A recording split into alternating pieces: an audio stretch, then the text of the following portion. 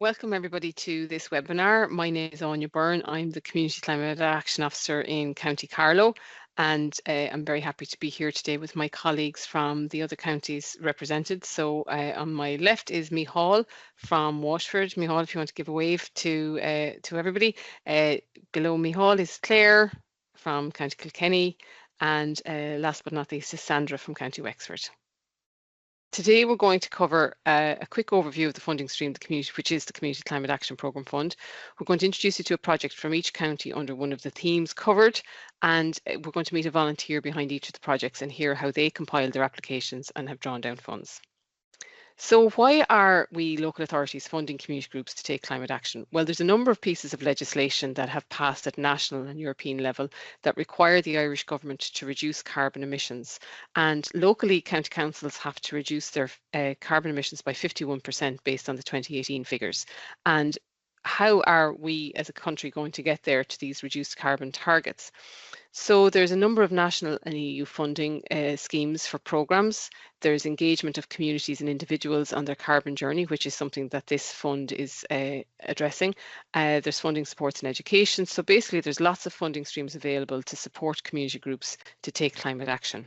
The Community Climate Action Programme itself is rolled out in all local authorities, so it's in 31 local authorities, and the first round of this was launched in December 2023. Funding is ring-fenced per county, so the funding that's allocated to a particular county can only be drawn down within that county. The application process is local, so you have your CCAO, so Sandra, Claire, Micheál, myself in your county to support your application. And the purpose of the grants are to support communities reduce carbon emissions. And the programme has 5 themes, which are community and energy, food and waste, biodiversity actions, travel, and shopping and recycling. So the funding is available to cover up to 100% of the project costs, and there were 3 bands of funding, under 20,000, 20,000 to 50,000, and 50,000 to 100,000. And projects must pay suppliers first and then claim back afterwards. In some instances, community groups may need bridging finance if they don't have the match funding or some support funding themselves in order to be able to pay the costs and claim back. And the kinds of information that are required are quotes, invoices, receipts, bank statements, tax clearance, and all groups will be required to have insurance. So the application process will open again for the second round of the funding in September 2025. All of the counties here today, Carlow, Kilkenny, Waterford and Wexford, will be using the Submit portal, and you can get more information on that from the Community Climate Action Officer in your county. And you can get information generally about how to apply for funding from the CCAO. And the contact details are there for the 4 counties. So the projects that we're going to highlight for you today are as follows. So in Carlow, we're going to meet Frank from Tullow Men Shed, and they did an energy and building retrofit, so that addressed the community and energy theme. In Wexford, we're going to meet Michael from Enniscorthy Community Allotments, and they addressed the food and waste theme as well as other themes in their project. In Waterford, we're going to meet Louise from Ardmore Tidy Towns, and again, they had a number of cross-cutting themes, and they're going to address biodiversity and travel today. And from Kilkenny, we have Mary from Iverk Agricultural Show, and they were very much looking at the shopping and recycling theme, and they also addressed energy in their project. We're now going to hear from Frank from Tullow Men's Shed, and they addressed the community and energy theme. I'm here to showcase the Tullow Men's Shed. The main purpose for doing a case study of this particular project is because there was a lot of retrofitting and refurbishing work done to the building to make it habitable. We're in this building for the last 7 years, but unfortunately what we realised, we have a lot of elder men that's in the men's shed, and when it came to winter, they didn't come because it was so cold. We had metal windows, single glazed, we had no heating system. And then when we heard about the grant coming available from Carlow County Council, we decided then we'll go for it, and that's where we are today. Tullow Men's Shed was interested in making an application. As part of the process in Carlow, we asked groups that were looking at energy projects to have an energy audit for their building. The audit was completed in time for their application, and their application was successful, and they were awarded over 25,000 for upgrade works to the building. The building is after being modernised. The whole building on the outside walls pumped. Then we've got our window companies to do all the windows. And we got all the electrical cables taken out and upgraded that needed. And then we got solar panels on the roof. The Men's Shed are a group that we're working with across our CCAP programme. In this case, they needed to get an energy audit to be able to support and strengthen their applications. As CCAP, delighted to be able to support that and make that happen, because it's then being used as a community resource, and it's a great community group we work with on an ongoing basis. And that's the thing about the energy audit, is knowing what you should get, not knowing what you can afford. The solar panels was our last thing, was getting everything else done. My role here on this particular project was to provide the energy audit. We looked at the whole energy efficiency of the building. We wanted to improve the thermal comfort. We wanted to improve the cost of energy in this building. It's such an open space now. There's somewhere for them to do something, to socialize, to mingle. It's all because of what you have established. Our next stage was we had to get the work done to get the money. So we looked outside and we came across a company called Community Finance. They came on board, we got the work done, and then Carlow County Council were happy enough for all the work. Then they reimbursed the money. With the help of all our other agencies within the county, all came together to help the Tullow Men's Shed refurbish and retrofit their building. And with the next stage of getting the place completely done, new floor and walls and all, not just the men's shed, we have plans for the community to use this building. If there is any organisations within Carlow that would like a similar energy upgrade done, that to contact Marina, the mentor for Carlow, and she can point you in the right direction.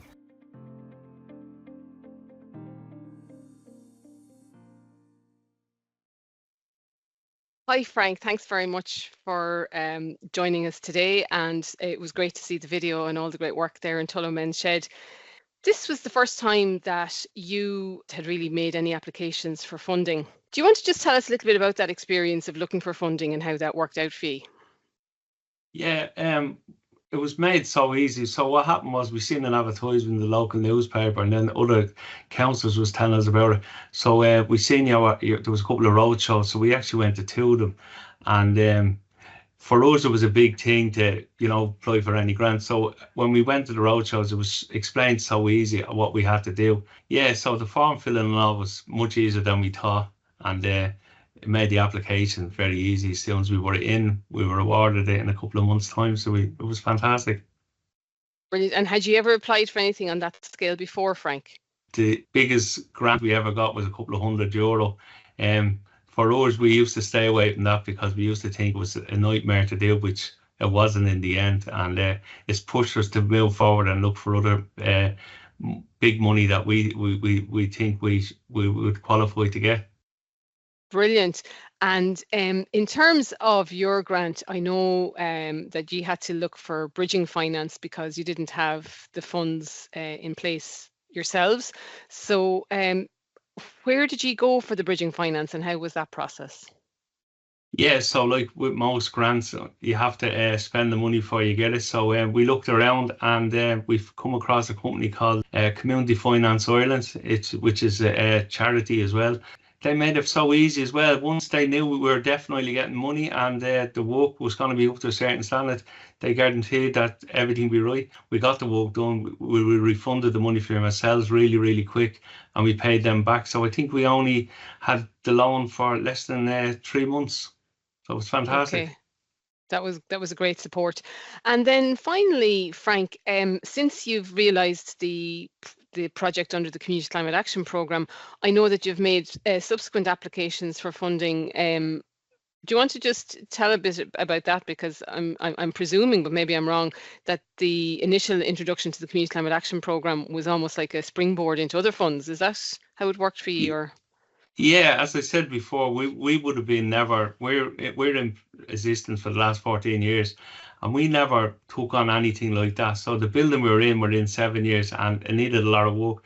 And the money, the 25,000 was like 25,500 was like the beginning of something as like phase one. So that got us the fabric of the building. So the inside the building wasn't great. So since then we were after getting funding for a massive revamp, new sheds out the back for workshops and that of 110,000. Wow. And because we did all the paperwork, we're getting all the things in place to get to 25,500. It was much, much easier. And we're chasing money every day from now on. So there's no stopping you now, Frank. No. Super. Well, listen, thanks so much for taking the time to join us today, Frank, and well done on all that you've realised in Tullow Men's Shed. Thank you so much, and thank you and all your staff and everybody for the wonderful support. We're now going to meet Michael from Enniscorthy Community Allotments, and we're going to watch a short video, and then Sandra and Michael will have a chat about the project in Enniscorthy.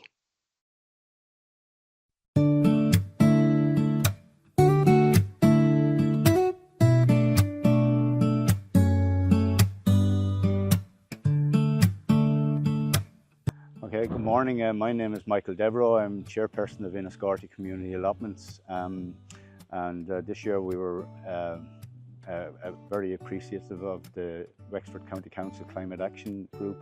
We were one of 16 groups that got funding for climate action projects.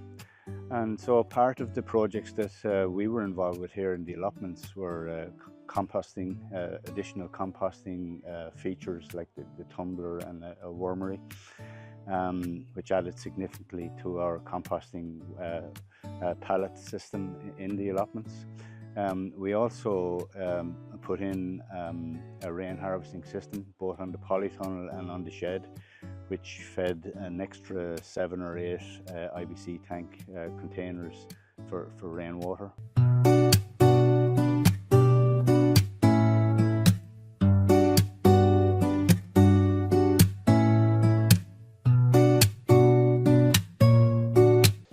Here in the Enniscorthy allotments, they have put in 8 200-watt lights as part of the Community Climate Action Fund, and we're delighted with that climate action as it has resulted in a saving of 1,548 kilograms of CO2, because if they were to use the grid to run those lights throughout the hours of darkness, they would use 6,841 kilowatt hours of electricity. So that's a huge saving, and that's per annum. So we're delighted with that initiative, and I know the people coming here working in the evenings are delighted to have that extra light in the area.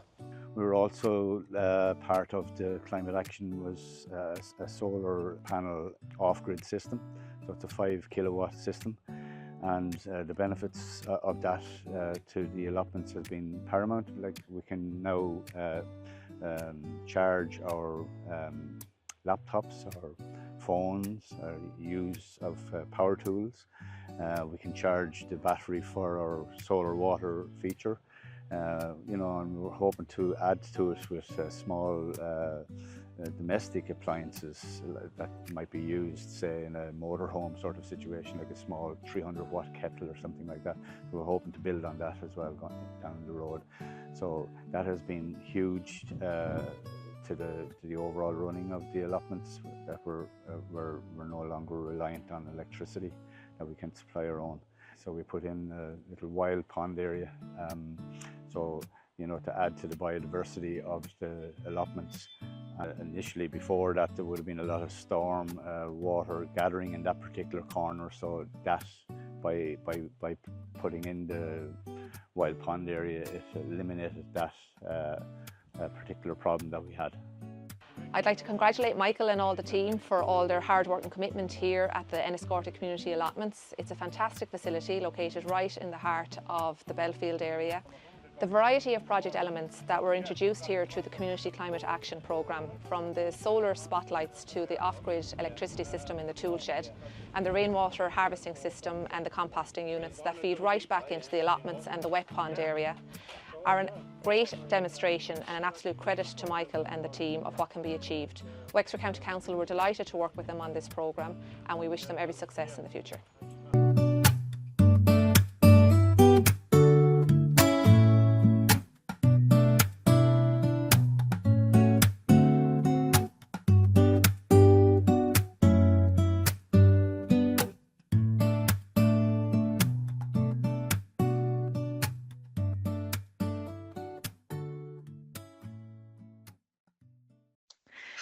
Hi Michael, thanks for joining us today on this call to talk about the work that you've done up there in the Enniscorthy community allotments. You're very welcome, Sandra. Thank you. You had applied under Band 1 up to the €20,000 funding. But looking at that video, it's clear to see that you got great value for money from that funding. So could you please talk a little bit about that process, about being able to stretch that money so far and then implementing that project, the project management of it and overseeing the works? Yeah, I think it's important to be on site when this work is going ahead, to ensure that everything is going to be installed the way it's supposed to be and according to the application. So it is important to be on the ground at the time and to make, you might have to make decisions that need to be made there and then. You do need to haggle a little bit with your suppliers as well. I know there's a 3-quote system in most cases, but still, I think we got exceptional value.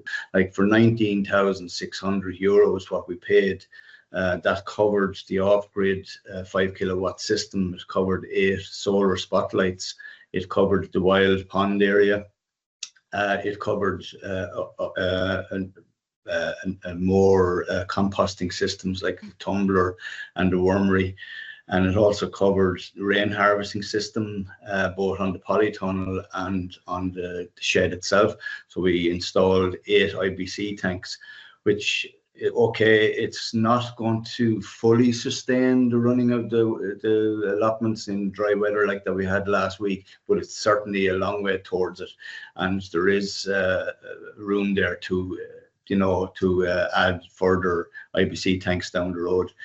I'd also like to ask you, Michael, so like the Tullow Men's Shed, you had to go for bridge financing as well. You didn't have all the money required to pay the suppliers up front, but you went a different route. You went to your local credit union. So could you just talk a little bit about that and then with the process and then the repaying of that finance afterwards? Yeah, I mean, in some cases, it may be possible for groups not to get a bridging loan, because if they span out their project, but we wanted to have it, we wanted to try and get it done as quickly as we could. So therefore, we didn't have €19,600 in our account. But we have a credit union account. We have a great rapport with the Enniscorthy Credit Union. They're one of our main sponsors in the community allotment, and so we engaged with the lending officer down there to a discussion about taking out a bridging loan. There was no real issue with it because we had previously done it with the Leader grant, and so we had paid it back quite quickly, and so our credit was quite good. And so we took out the bridging loan for 19,000, well, maybe not quite as much as that, but because we had some of the project already completed. But the bridging loan was taken out and it was paid back very, very quickly because the return on the payments actually from the climate action grant was very, very quick, 6 weeks maybe at the most. So like a couple of months is probably the length we had our bridging loan for it, which wasn't an outrageous repayment on it, €600 or €700, whatever it was. Very good. Yeah. Thank you, Michael. Thanks for that. It just goes to show you between the good value that you got and then with the credit union and that the relationships that you've built up in the community, just through the years and through your experience with previous funding, but even through your day-to-day work up in the allotments and that, it does stand to you because you're able to work on those relationships, and it goes a long way then. Yeah, exactly. And it's important to build up a rapport with both the council and with your lending agencies and all as well, That's great. Thanks a million, Michael. Thank you. Bye. Now we're going to hear from Louise from Ardmore Tidy Towns, and she's going to chat to Micheál from Waterford County Council. We're going to watch the video and then the lads will have a chat.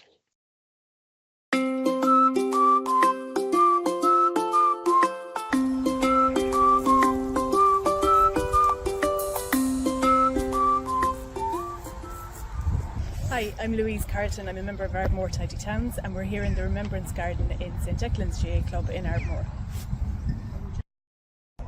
So Henry Murphy was part of the Sustainable Energy Committee in the GA Club, and he approached me as part of the Tidy Towns to see could we collaborate and use this funding stream for projects in Ardmore. So once we put our heads together and drummed up a few ideas, we realised there was a lot we could do, and we could work with the other clubs in the community as well. So we got in touch with the ICA committee and the community hall committee as well. So between us all then we all kind of drummed together, and it's been a community approach to use the funding for the projects in Ardmore.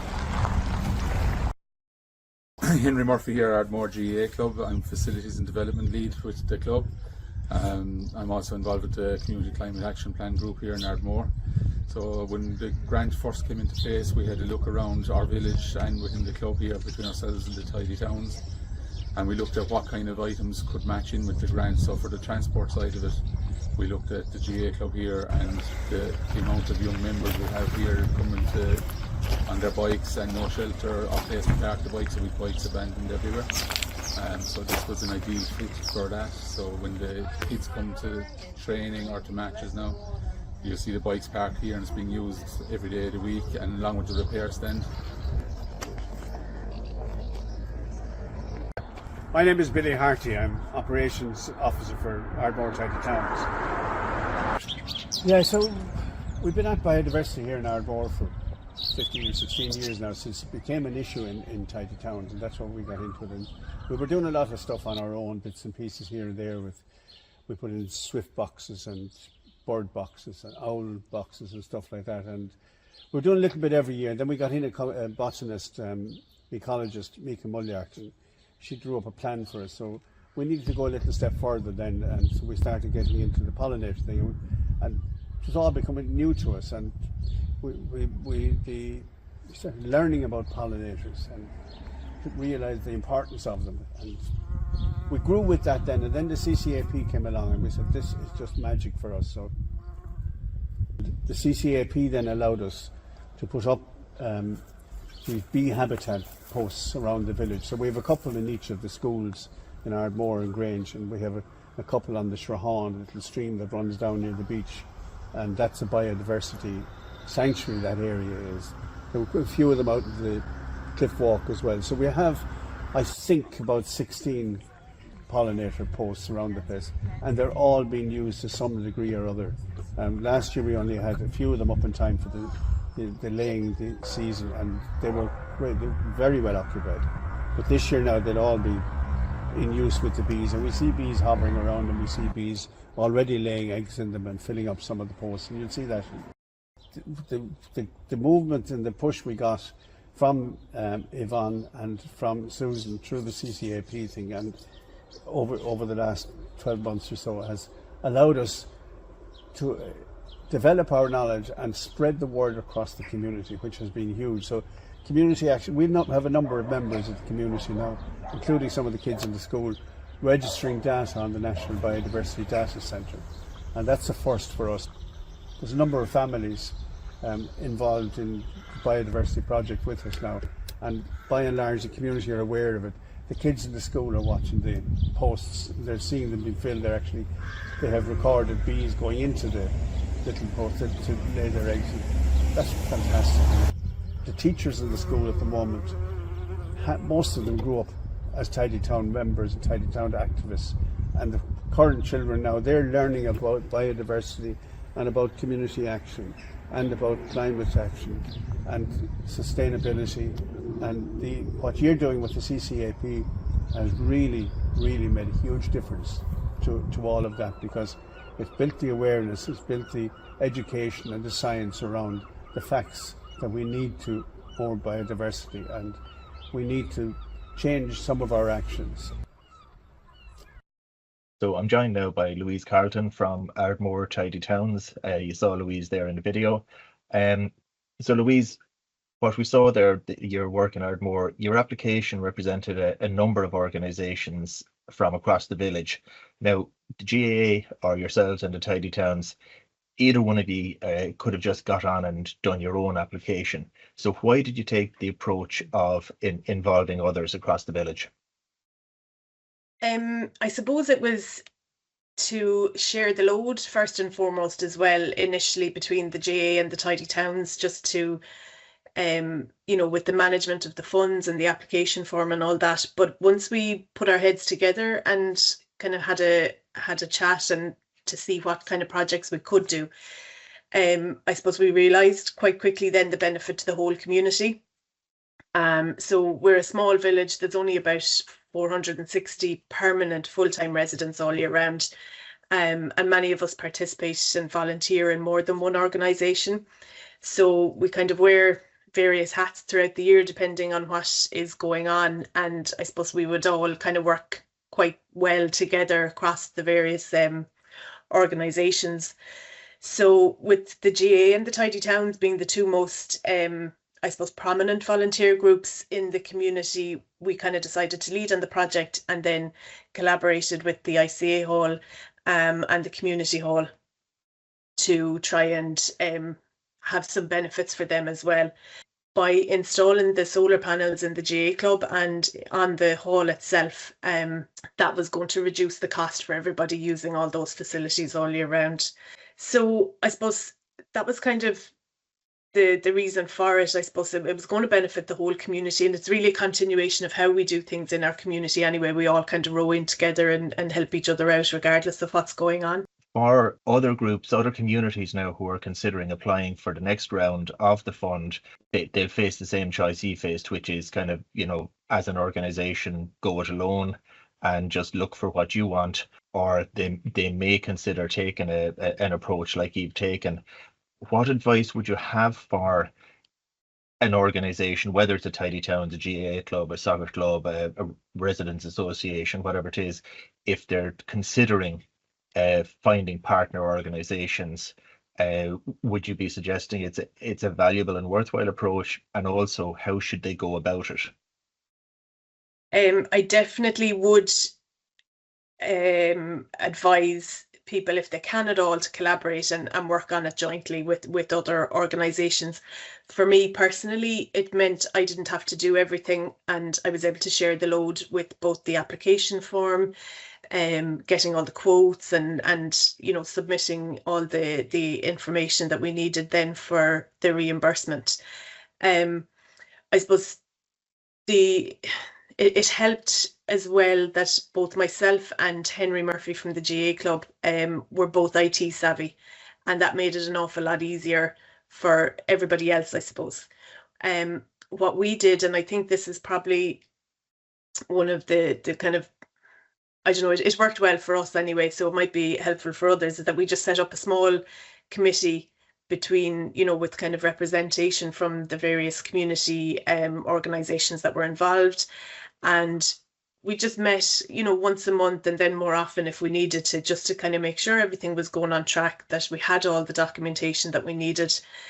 It does take time to go through everything and get everything ready. So like the other lady said earlier on, have a look at the application form and make a list of what you need early on in the process, and then that just helps you to kind of get things going. But definitely a small committee of like-minded people to help you out with the project, and it just helps to share the load, the workload. The insurance cover as well is something that we found we needed to fix. We didn't have enough insurance to cover us initially, so we now it was a very simple process, but it's just something that we didn't think about. And yeah, it just, we had somebody, the treasurer looking after the finance side of it. We had I was doing the application form, Henry was doing the getting all the quotes and the procurement side of things, and it really helped that he had some background in that, so I didn't have to worry about that, so that was great.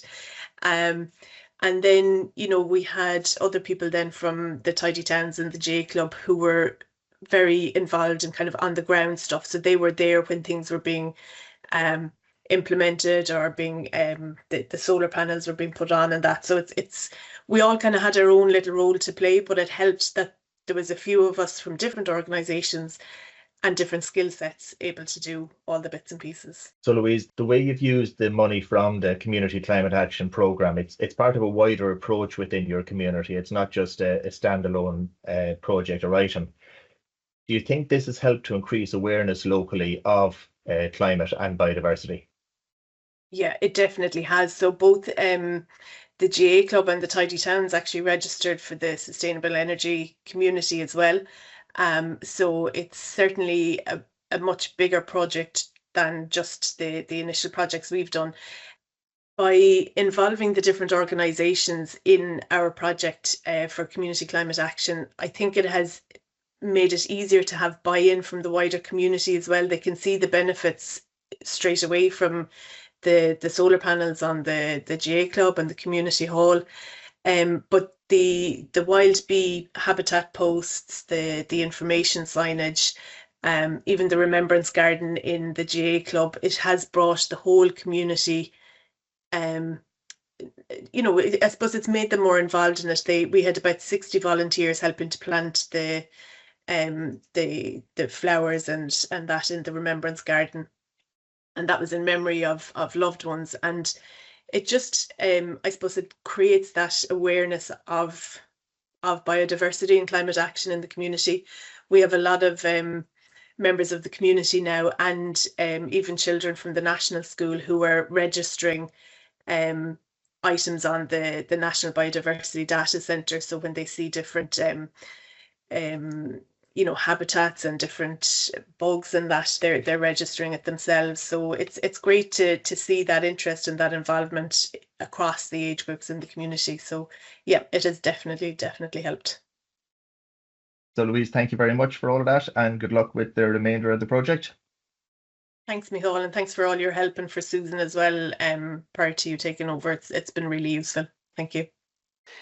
So we're going to watch a short video from the Kilkenny iVerk show, and then Claire will have a quick chat with Mary afterwards.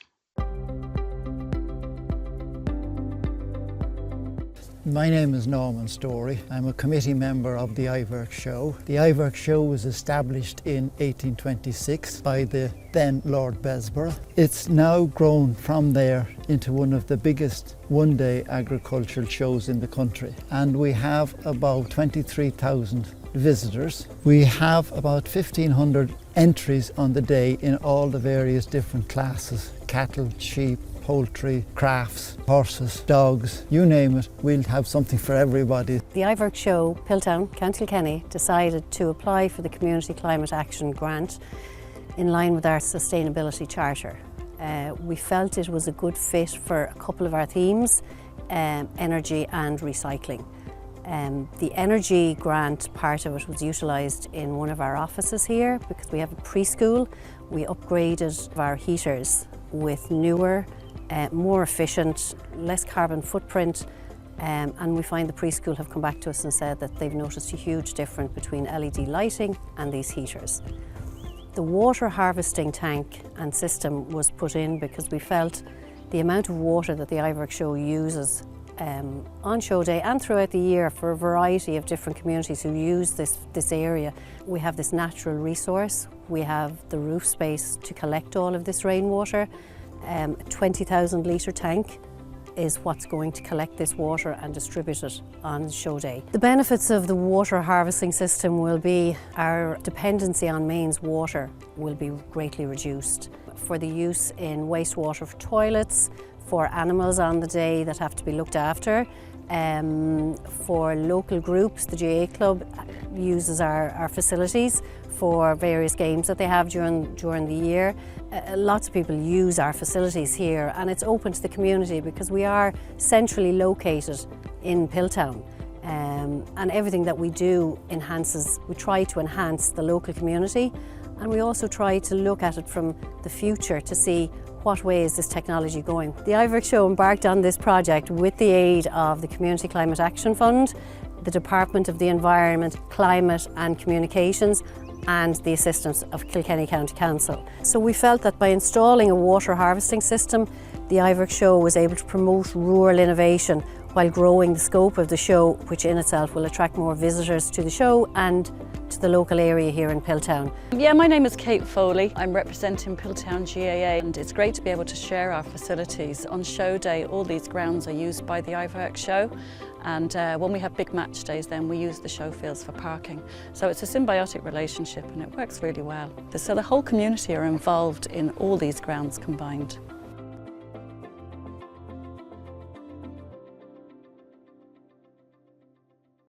Hi Mary, thanks very much for joining us today. That was a very impressive video, and well done to all the hard work you're doing in Iverk. So just with regard to the application then, completing the form, how did you find completing the application form for the Community Climate Action Fund? What I would say is read your application form in full, which we did. We also kind of looked up the briefing notes, the terms and conditions, all the guidance documents that were there before we completed it, because there's a lot of information there and there's a lot of help. We wanted to hit the community recycling and the energy themes. So we did a kind of a full analysis of what that required. So we did a costing and then got our quotations. So we required 5 quotations. So we started all of that. What I would say is make a list of everything that you need to send back with your form. All your quotes, any environmental information, any company documentation. For our rainwater harvesting, we had to do kind of where we were going to place it in the showgrounds. So we needed maps and we needed pictures of where it was going to be. For the energy upgrade, for the quotations, we got very specific quotations on what we were looking for. How much did you apply for, Mary? We applied for €20,000 and we were lucky to receive it. Yeah. And did you have any previous experience in applying for funding like this? We have applied for grants before, so we kind of are aware of what the requirements are as regards documentation, company documentation. There's quite a lot of information that needs to go back with your form, so we were aware of it, and we have completed for grants successfully in the past. And were there any challenges that you came across? It wasn't really a challenge, it was a surprise. We actually needed planning permission for the tank because it was a 20,000 litre tank and because it could actually be seen from the road. So, but it was an okay process. It took about 6 or 8 weeks. So I would say if you're going to go down the road of water harvesting and your tank is going to be seen, start that process. Very good. How did you find the drawdown procedure? Drawdown procedure was very good. We started our project from start to finish, from putting in the application form, and then we finished in about March of 2025. So we put in for our drawdown, I think in the first 2 weeks of April, and we received the money direct into the bank by the end of May. So about 6 weeks from submitting our information to receipt. And what documents did you submit for the drawdown? So we had to send in bank statements and receipts, and so we had to be able to do the traceability of the money of us spending the money, to the invoices coming in from whoever did the work, to paying them, to getting a receipt from them and a statement saying the balance has been cleared. All that information has to go. Bank statements showing that these payments have been paid to our suppliers. And is there any advice then that you'd give to another group that's considering applying for this fund? Just have a think about what projects you want to do. Make sure they're tied into the themes, because you have to tie them into your themes properly, whether it's energy or recycling, or as it was our case. And read the form, read all the documentation, make sure you understand what is required. So that when you're filling out the form and you're filling out everything, you have everything to hand and it's fresh and you're not going then chasing information. Thanks very much, Mary. I really appreciate your input today, and well done on successfully completing your project. So thank you very much for everybody who joined us today on the webinar, the community representatives and the Community Climate Action Officers from the various counties. We're just going to leave the contact details for the Climate Action Officers in each county on screen now, in case you want to take a note of the details relevant to your county. And please do contact us if you have any interest in this fund. There's lots of help we can give you with the application process and guide you through the whole scheme in terms of accessing the funding. Thank you very much.